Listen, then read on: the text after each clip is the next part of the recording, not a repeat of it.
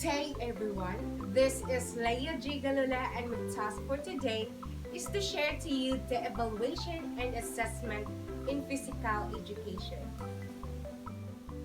Hmm, how will I know if my work is good? What do I need to do to improve? Am I learning in the best way for me? How am I going to make this improvement?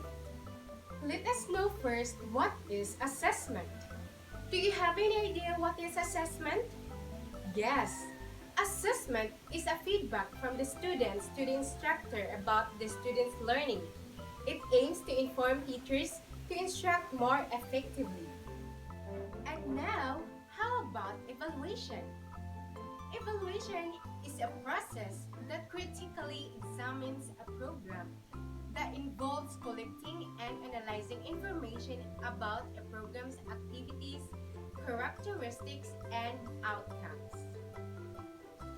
It uses methods and measures to judge student learning and understanding, as its purpose is to make judgment about a program to improve its effectiveness to inform programming decisions. Now that you already know the meaning of assessment and evaluation, are there any differences between the two? The differences between assessment and evaluation. For assessment is to review the data about something or someone from different sources in order to make improvement in the different performance. For evaluation, it is to judge the performance of something or someone by measuring the performance on the basis of existing standards. The purpose of assessment is to improve the quality of performance. It is a process-oriented, constructive feedback, and it is graded. Whereas evaluation is to judge the performance, it is a product-oriented, it shows the shortcomings, and it is not graded.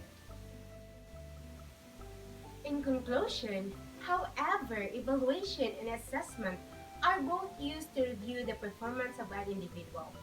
But these two terms are used in a completely different context. The assessment is done to provide constructive feedback and the motive behind assessment to improve, whereas evaluation is done to judge the ability of an individual or system to pass judgment. In physical education, there are many modes of assessment, but for the purpose of this topic, we will focus on the most significant modes. We have diagnostic assessment, formative assessment, summative, and reference system that includes criterion, norm, and ipsative. So what is diagnostic assessment? Do you have any idea what is diagnostic assessment? Yes, diagnostic assessment are pre-tests. They usually serve as a barometer for how much preloaded information a student has about a topic. Diagnostic tests help to tell the teacher and the student how much they know and don't know about an upcoming topic. This helps to inform the teacher's lesson planning, learning objectives, and identify areas that may need more or less time spent on. Formative assessment has been described as an ongoing and takes place during teaching learning situation in physical education. It is important as it involves providing pupils with constructive feedback, diagnosing future learning needs, describing students' progress, and determining their strength and weakness. How about summative assessment? It is an overall assessment which takes place at the end of an end interval, unit key stage or year.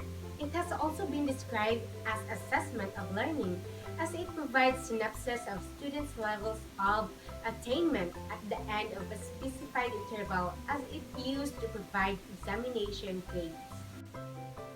So what is reference assessment?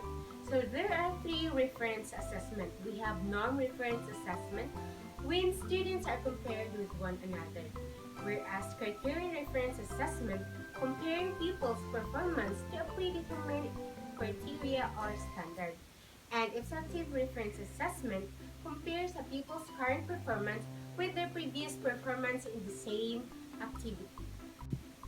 But take note, norm, criterion, and objective reference assessment should not be viewed as mutually exclusive, as they are all beneficial for supporting students' learning when employed together. It is expected that all physical education teachers implement a range of assessment methods in every lesson, as it helps teachers and pupils to progress in their teaching and learning. So, what is rubric, by the way? Yes, rubric is a scoring tool that lists the criteria or what counts for a piece of work. A rubric is an evaluation tool that describes quality of work.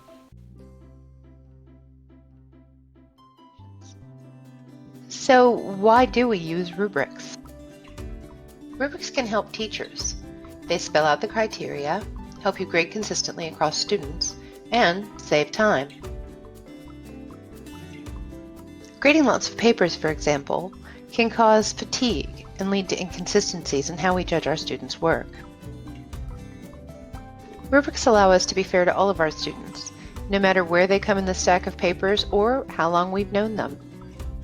Rubrics don't just help faculty, they help students too. Students can check their work before submitting it, make sure that they understand all the pieces of the assignment, receive meaningful feedback from the instructor, and understand their score. When a student gets back a paper and assignment and all it has is a letter grade or a score, they're not really sure what happened. With rubrics, the feedback's right there, which means you get fewer questions and also fewer complaints from your students. In this module, we'll talk about 3 different types of rubrics: holistic, analytic, and single point. So let's start with holistic rubrics. Holistic rubrics contain 3 things: levels of performance, general description, and a combined single score. Here's a sample holistic rubric for cleaning the house. As you can see, we have a column with a score. Here we're ranking 0 to 4, and next to it, a description column where each description is clearly outlined for the student to understand. Let's look at some of the advantages of using a holistic rubric. Holistic rubrics take less time to create, provide a single score, and offer a lot of specificity for your students. Now let's look at some disadvantages. Holistic rubrics lump everything together. This means you can't weight different criteria. It also means that you give less specific feedback to your students. Now let's look at analytic rubrics. Analytic rubrics break down characteristics and define rankings, score criteria separately, and offer detailed descriptions of each of the criteria. Here's a sample analytic rubric for cleaning your house. As you can see, we've added some columns, and now you're getting a score for each one of the criteria separately. Let's look at some of the advantages of an analytic rubric. The analytic rubric provides more detailed feedback about what a student did right or what a student needs to work on. You can also weigh the criteria differently, and this will reduce student confusion about what's important to you and what they need to work on. Now let's look at the disadvantages of an analytic rubric. Analytic rubrics take more time to develop up front. You also have to have very well-defined criteria for them to be effective. And finally, if you're going to use the same rubric across multiple graders, you'll need to be sure that you're providing training in order to have reliability. The last rubric we'll look at is the single point rubric. Single point rubrics focus on proficiency rather than ranking and score. They provide space to offer your own feedback, and they won't result in a score or a grade. Here's an example of a single point rubric for cleaning your house. Here we have 3 columns. The criteria for performance is in the middle, and then the student either meets standards or does not meet standards.